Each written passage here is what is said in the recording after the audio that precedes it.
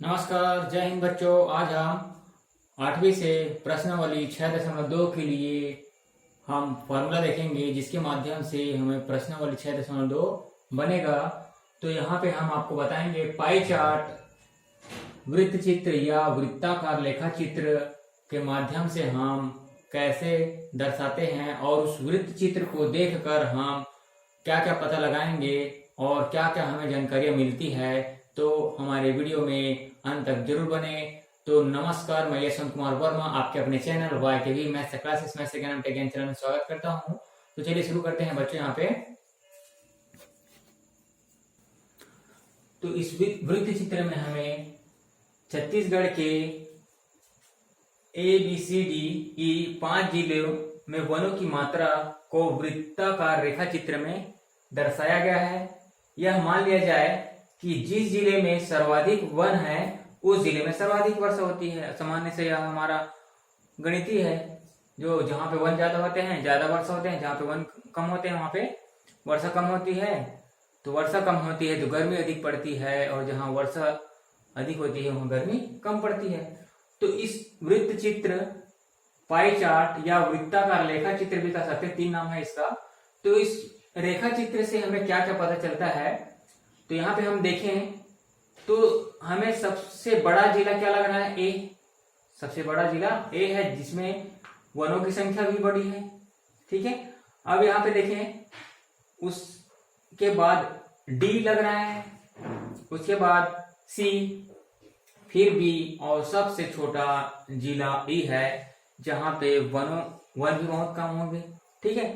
तो यहाँ पे हमें क्या पता चलेगा बच्चों? यहाँ पे देखते हैं। पहला, किस जिले में सर्वाधिक वर्षा होती है बताइए। तो चलो सोचो। तो बिल्कुल आप सही पहचाने कि जहां पे क्षेत्रफल अधिक दिख रहा है तो वहां पे वर्षा अधिक होगी। तो यहाँ पे हम लिखेंगे कि हमें कौन सा जिला है? ए। सर्वाधिक वन है तो वर्षा भी अधिक होगा। ठीक है। अब यहाँ पे बोला जा रहा है कि किस जिले में सबसे कम वर्षा होगी। किस जिले में सबसे कम वर्षा होगी? तो जिसका क्षेत्रफल कम है वहां पे वन भी कम होगा और वहां पे वर्षा भी कम होगा। तो कौन सा है? ई है।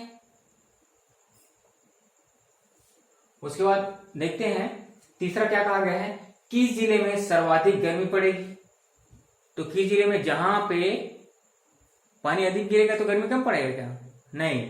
तो जहां पे गर्मी अधिक पड़ेगी बोल रहे हैं, तो जहां पे वनों का क्षेत्रफल कम होगा तो वहां पे बारिश कम होगी, और बारिश कम होगी तो गर्मी अधिक पड़ेगी। तो आपने सही पहचाने कि ई में ही क्या होगा? ई में ही सबसे अधिक गर्मी पड़ेगी।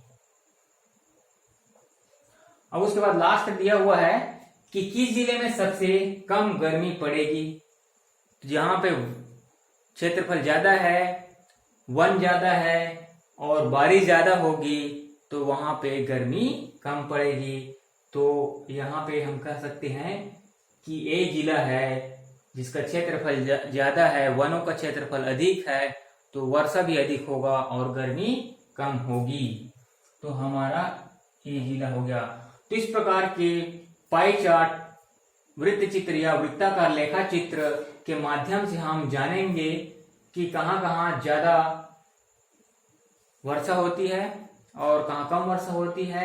इस प्रकार का आलेख जहां भी देखेंगे उसको हम 3 नामों से पढ़ेंगे, पाई चार्ट, वृत्त चित्र या वृत्ताकार लेखा चित्र कहेंगे। तो इसको हम विभिन्न दैनिक जीवन में भी उपयोग करते हैं। तो चलिए हम आगे प्रश्न एग्जाम्पल के रूप में समझेंगे, जिसको आपको बहुत ही मजा आएगा। तो हमारे वीडियो में अंत तक बने रहिए। चलिए शुरू करते हैं।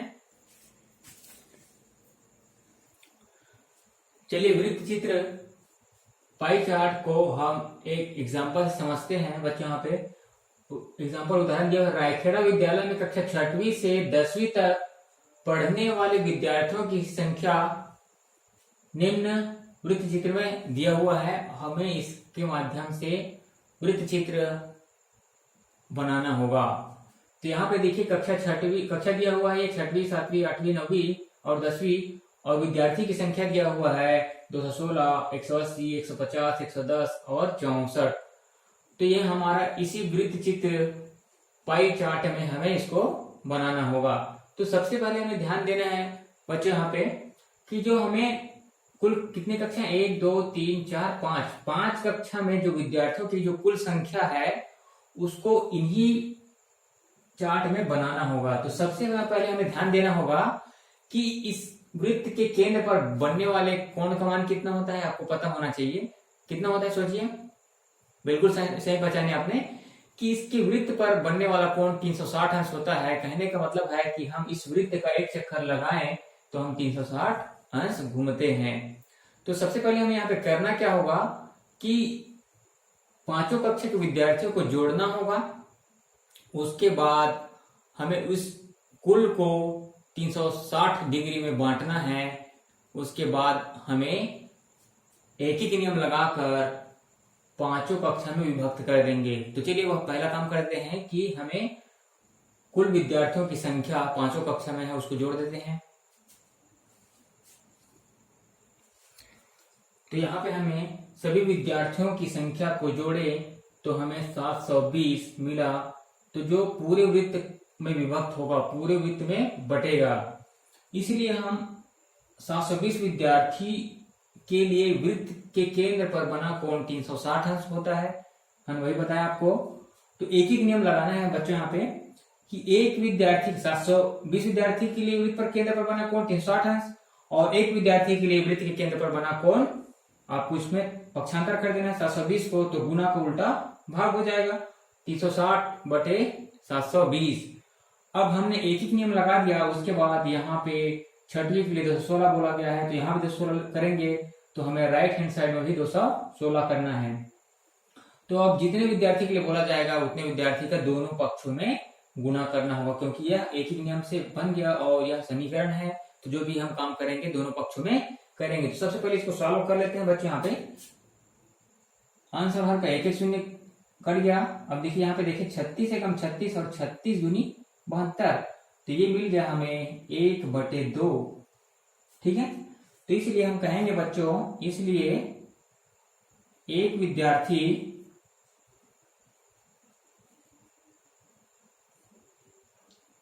के केंद्र के लिए वृत्त के केंद्र पर बना कोण बराबर 1/2 डिग्री कह सकते हैं। अब यहाँ पे हमने 1/2 आया हमारा मान, तो यहाँ पे हम अब निकालेंगे क्रमशः कक्षा छठवीं के लिए। कक्षा छठवीं के लिए क्या हो जाएगा, यहाँ पे कितने विद्यार्थी हैं छठवीं में, तो 216 विद्यार्थी के लिए केंद्र पर बना कोण बराबर 1/2 गुनी 216। अब इसको हल कर दीजिए। 2 एकम 2 और 2 एकम 2, 2 शून्य शून्य हो गया, दोनों को लेंगे और 2 अट्ठे 16, इसलिए हम कहेंगे हमें 108 अंश बन गया यहाँ पे। उसके बाद सातवीं के लिए कक्षा सातवीं के लिए कितना है, सातवीं के लिए देखिए 180, तो 180 विद्यार्थी के लिए केंद्र पर बना कोण बराबर, इसी मान को रखते जाना 1/2 गुणित हमारे पास 180 है। घटा दीजिए, घटा 2 एकम 2 और 2 नियम 18, 2 शून्य शून्य, इसलिए 90 अंश का कोण बनेगा यहाँ पे इसके लिए। उसी प्रकार कक्षा आठवीं के लिए, कक्षा आठवीं के लिए 150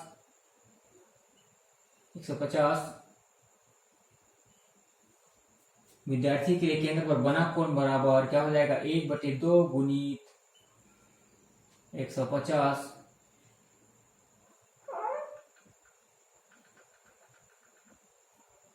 घटा दीजिए, 2 एकम 2 और 2 सत्ते 14, 1 बचा और 2 पंचे 10 बराबर हो गए 75 अंश। उसी प्रकार कक्षा नौवीं के लिए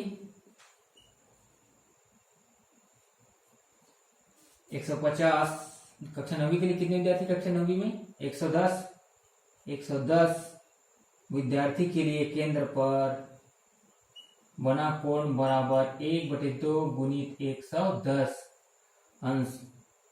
2 एकम 2 और 2 पंचे 10, 1 बचा और 2 पंचे 10, हो गया 55। तो ये हो जाएगा हमारे पास 55 अंश। लास्ट है कक्षा 10वीं के लिए।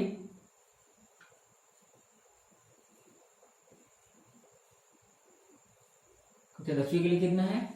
64 विद्यार्थी के लिए केंद्र पर बना कोण बराबर 1/2 गुणित 64। जब कटाएंगे 2 एकम 2 और 2 तिया 6 और 2 दूनी 4, मतलब हो गया 32 अंश। अब बच्चों यहाँ पे हमें पता है कि वृत्त का एक चक्कर लगाते हैं तो हमें 360 अंश घूमना होता है। तो इन जितने भी हमारे पास विभक्त होंगे, यहाँ 5 कक्षा है तो पांचों को जोड़ेंगे निकालने के बाद तो 360 होना चाहिए। या 10 कक्षा भी होगा तो 10 कक्षा का जो कोण निकला उसको हम जोड़ें तो यह 360 होना चाहिए। 360 आएगा तब हमारा वृत्त चित्र लेखा चित्र एकदम राइट होगा, अन्यथा गलत हो जाएगा। तो जोड़ देते हैं, चलिए 8 5 13 18 और 2 20 का शून्य हासिल आया 2 और हो जाएगा 9 2 11 11 और 7 18 18 और 5 23 23 और 3 26 हासिल आया 2 और 1 3। यह हो गया 360 अंश। तो हम यहाँ पे कह सकते हैं बच्चों कि हमने जो निकाला है मान वह सही है। अब हमें वृत्त चित्र में बनाना होगा।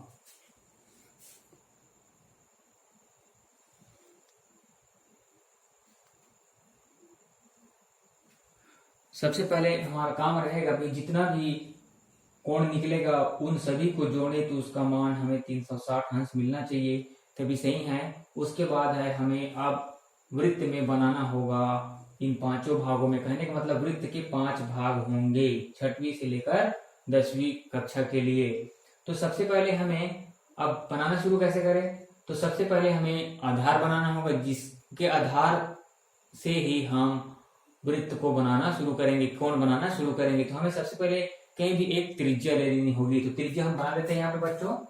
तो त्रिज्या एक बना देते हैं यहाँ पे, ये है त्रिज्या। अब यहीं से हम चांदे का मुख्य बिंदु रखते जाएंगे और कोण को बनाते जाएंगे। तो चलिए सबसे पहले हमें कक्षा 6वीं के लिए बनाना है कितने अंश का कोण? 108 अंश।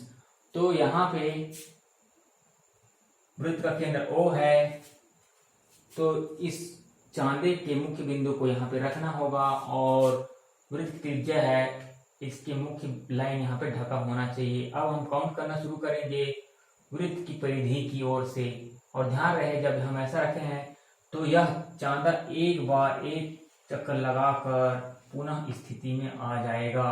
ठीक है, चलिए शुरू करते हैं यहाँ पे। तो कितना लेना है कक्षा 6वीं के लिए? हमें लेना है 108 अंश। तो चलिए शुरू करते हैं। 10 20 30 40 50 60 70 80 90 100 और ये हो गया आपके पास 5 और 3 लाइन और 1 2 और 1 3। ये हो गया हमारे पास 108 अंश। इसके भी सहायता से इसको मिला देते हैं। ये हमारा चांदा रखने के लिए नया आधार बन जाएगा। ये हो गया 108 अंश। उसके बाद इसको ए ले लेते हैं, ये बी हो गया, इधर आएगा वो सी हो जाएगा। ये 108 अंश। अब उसके बाद हमें कक्षा 6वीं के लिए है, लिखते जाएंगे। कक्षा 7वीं के लिए 90 अंश का कोण। अब हमारा नया त्रिज्या बना हुआ हमारा नया आधार हो जाएगा। कितना अंश लेना है? 90 अंश। तो गिनना शुरू करेंगे, परिधि से ही गिनेंगे। तो यहाँ पे हमारे पास कहाँ मिल रहा है? 10 20 30 40 50, ये हो जाएगा हमारा 90 अंश। इसको भी हम मिला लेते हैं।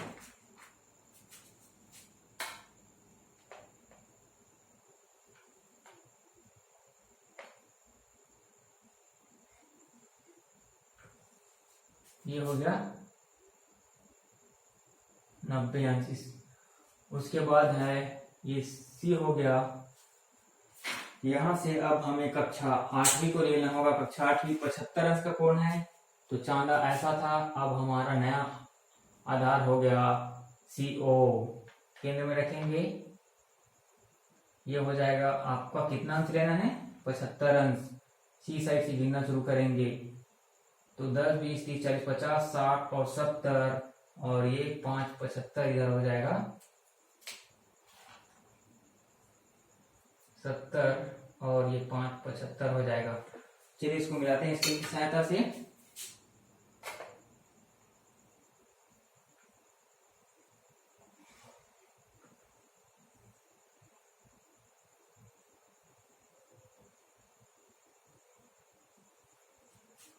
और 75 अंश हो गया। उसके बाद हमें लेना है एक और 55 अंश।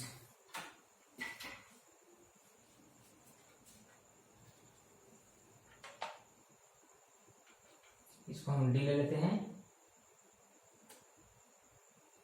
10 20 30 40 50 और ये 5 55।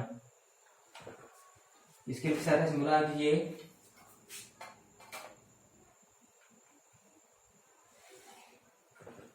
ये हो गया 55 अंश।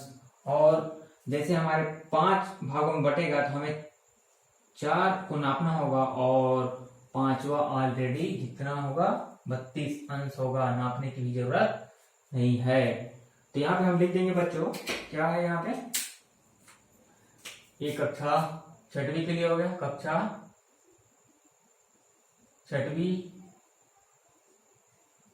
7वीं कक्षा 8वीं कक्षा 9वीं कक्षा 10वीं, ये कक्षा 10वीं।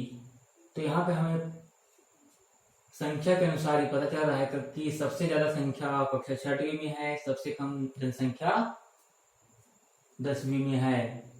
तो इस प्रकार हम वृत्त चित्र, लेखा चित्र बना सकते हैं। तो हम प्रश्न और इस क्वेश्चन करते हैं बच्चों। अगर यह वीडियो आपको अच्छा लग रहा है तो हमारे चैनल को सब्सक्राइब करें और अपने दोस्तों से ज्यादा शेयर करें, जिससे आपके साथ साथ अपने दोस्तों का भी होमवर्क हो जाए।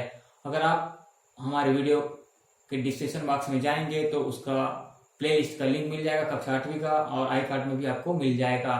चलिए प्रश्न और इस करते हैं क्वेश्चन।